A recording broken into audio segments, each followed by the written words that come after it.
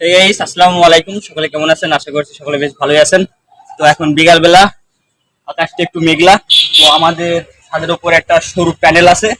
তো এই প্যানেলটা যখন আমরা লাগাই, তখন এটা সরু বিদ্যুতের যে প্যানেলটি আছে, সেই প্যানেলটির স্ট্যান্ড দিয়ে ঢালাই দিয়ে রেখে দিতে হয়। হ্যাঁ, তো সেটা আমাদের করা হয়নি। তো এই কারণে আমাদের সরু বিদ্যুতের যে প্যানেলটি আছে, সেই প্যানেলটি ঝড় হলে পারে উঠিয়ে ফেলতে হয়। ঠিক আছে।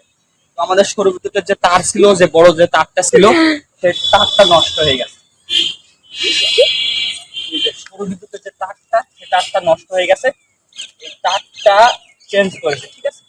এই তারটা বড় ছিল, এই তারটা এই তারের সঙ্গে জয়েন্ট আছে, যে প্যানেল লাগানো ছিল। ঠিক আছে।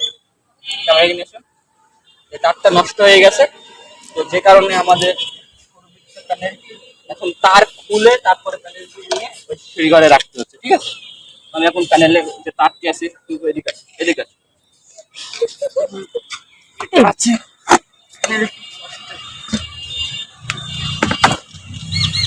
দেড়শো ওয়াটের প্যানেল। এই তারটা এখান থেকে খুলতে হবে। তারপরে রাখা এখানে জয়েন্ট আছে।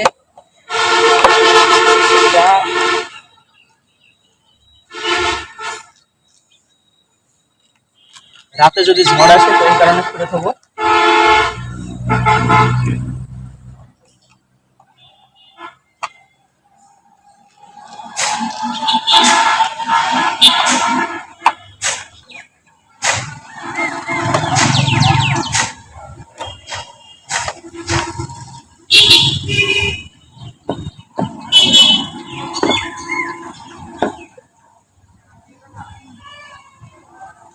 প্যানেলটি খোলা শেষ। এই যে দেখুন গাইস, প্রায় আমার সমান সৌর বিদ্যুতের প্যানেল। এটা কত ওয়াটের প্যানেল হতে পারে আপনারা কমেন্ট বক্সে কমেন্ট করে জানাবেন।